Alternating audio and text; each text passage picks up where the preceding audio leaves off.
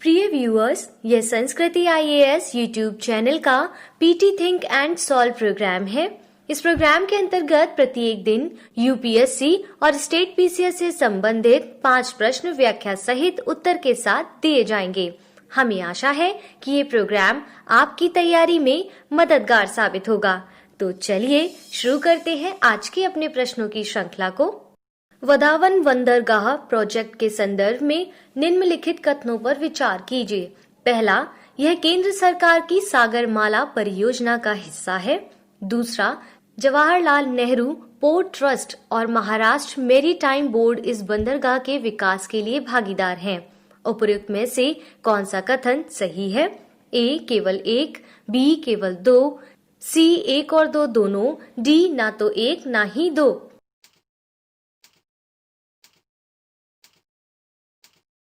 इसका सही उत्तर होगा ऑप्शन सी। वधावन बंदरगाह प्रोजेक्ट केंद्र सरकार की सागरमाला परियोजना का हिस्सा है, जिसका उद्देश्य देश के सकल घरेलू उत्पाद में भारतीय बंदरगाहों के योगदान को बढ़ावा देना है। अतः कथन 1 सही है। जवाहरलाल नेहरू पोर्ट ट्रस्ट और महाराष्ट्र मैरीटाइम बोर्ड इस परियोजना के विकास के लिए भागीदार हैं। अतः कथन 2 भी सही है। इस प्रकार से इसका सही उत्तर होगा ऑप्शन सी। बढ़ते हैं अपने अगले प्रश्न की ओर। हम्पी के संदर्भ में निम्नलिखित कथनों पर विचार कीजिए। पहला, हम्पी शहर 3री शताब्दी ईसा पूर्व तक मौर्य साम्राज्य का हिस्सा था। दूसरा, इस शहर का नाम तुंगभद्रा के प्राचीन नाम पंपा से प्रेरित है। तीसरा, इसे यूनेस्को द्वारा विश्व धरोहर स्थल का दर्जा प्राप्त है। उपरोक्त में से कौन सा कथन सत्य है?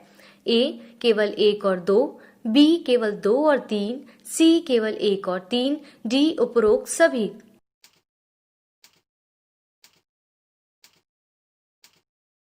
इसका सही उत्तर होगा ऑप्शन डी।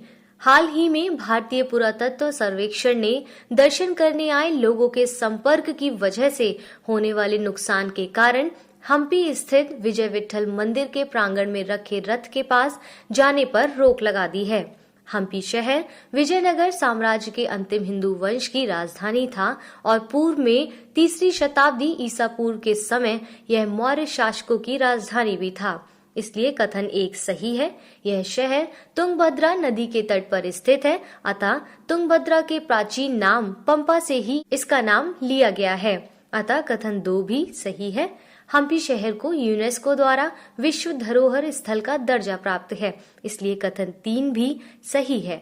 अतः इस प्रकार से इसका सही उत्तर होगा ऑप्शन डी। देखते हैं अपने अगले प्रश्न को। हाल ही में राष्ट्रीय हरित अधिकरण ने किस राज्य को 14 प्रस्तावित हाथी गलियारों के लिए विशेष कार्य योजना तैयार करने का निर्देश दिया है? ए आंध्र प्रदेश, बी तेलंगाना, सी ओडिशा, डी कर्नाटक।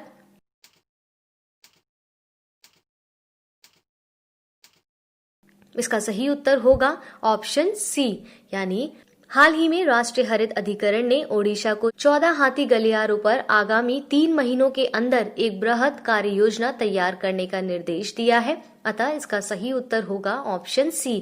अपने अगले प्रश्न को देखिए। निम्नलिखित कथनों पर विचार कीजिए। पहला, वित्तीय वर्ष 2019-20 में भारत का शीर्ष व्यापार भागीदार संयुक्त राज्य अमेरिका है। दूसरा, वित्तीय वर्ष 2019-20 में भारत का सबसे अधिक व्यापार घाटा चीन के साथ है। उपरोक्त में से कौन सा कथन सही है? ए केवल 1, बी केवल 2, सी 1 और 2 दोनों, डी ना तो 1 ना ही 2।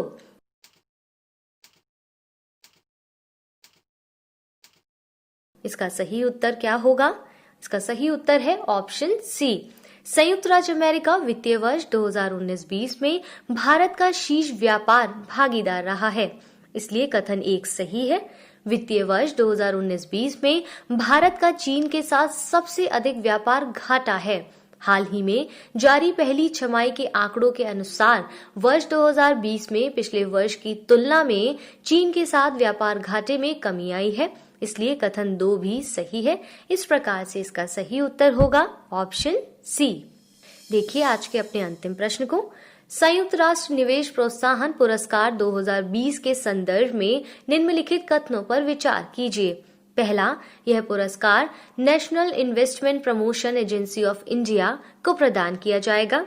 दूसरा, यह पुरस्कार विश्व भर में निवेश संवर्धन एजेंसियों की उत्कृष्ट उपलब्धियों और बेहतरीन पद्धतियों को मान्यता प्रदान करता है।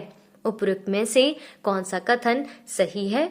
ए केवल एक, बी केवल दो, सी एक और दो दोनों, डी ना तो एक ना ही दो।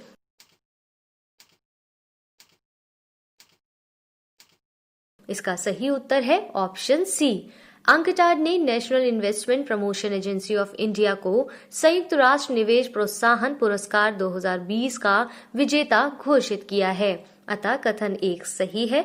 विश्व भर में निवेश संवर्धन एजेंसियों की बेहतरीन पद्धतियों और उत्कृष्ट उपलब्धियों को मान्यता प्रदान करने के लिए यह पुरस्कार दिया जाता है, इसलिए कथन 2 भी सही है।